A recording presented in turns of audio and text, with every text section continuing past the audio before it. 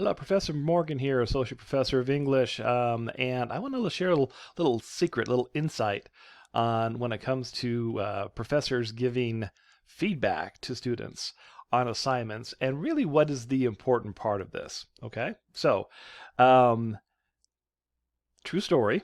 I was dealing with a department head. I had a student come to me and said, "I'm in this class with such and such professor." And several of us got together and we had written this paper, this whatever, and we compared the feedback that we got from the professor. And the feedback was almost identical, almost verbatim. And I'm like, okay, and? They're like, well, they're not reading our papers. And, it's like they're just copying and pasting these responses instead of actually doing any work. They're just making us do all the work and then just saying, yeah, you did the thing. Okay.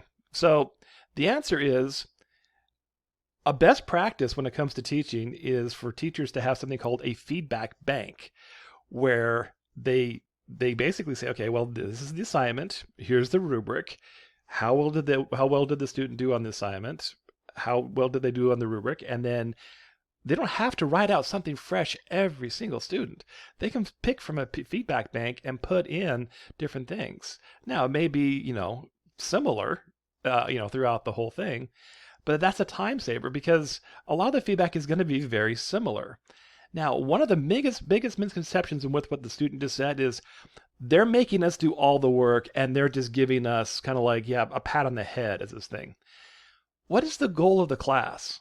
The goal of the class is for students to do activities and to study and to learn to improve themselves. And by the end of the class, they need to be able to demonstrate that they have achieved what they need to do. Okay?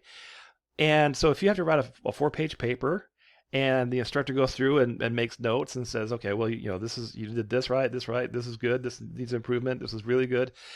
But the feedback is very similar to one of your peers is doing. That doesn't negate the fact that you put all that time and effort into the paper and you learn from that.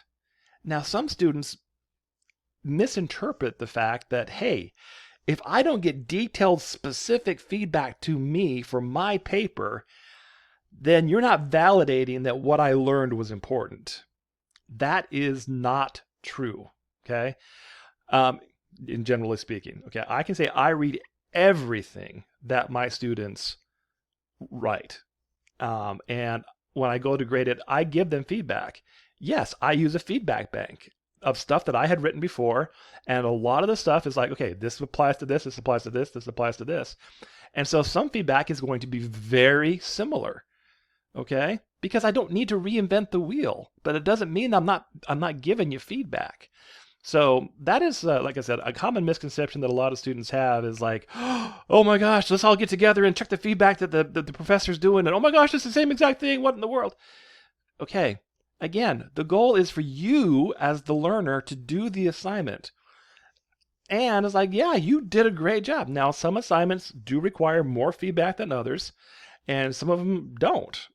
I will say that, okay, so one of my jobs is I teach graduate level students creative writing, and I work with them as they're finished their thesis, where they're working on their books. Now, when they submit a part of their thesis, I spend hours reading their work and making detailed notes, and then I give them very distinct, specific feedback based on what they're doing because that's the nature of that assignment. That's a lot different from saying write 100 words on what your favorite food is and why. Okay, I don't need to necessarily, do a lot of detail and searching. Like I can just say, yes, you wrote 100 words about your favorite food.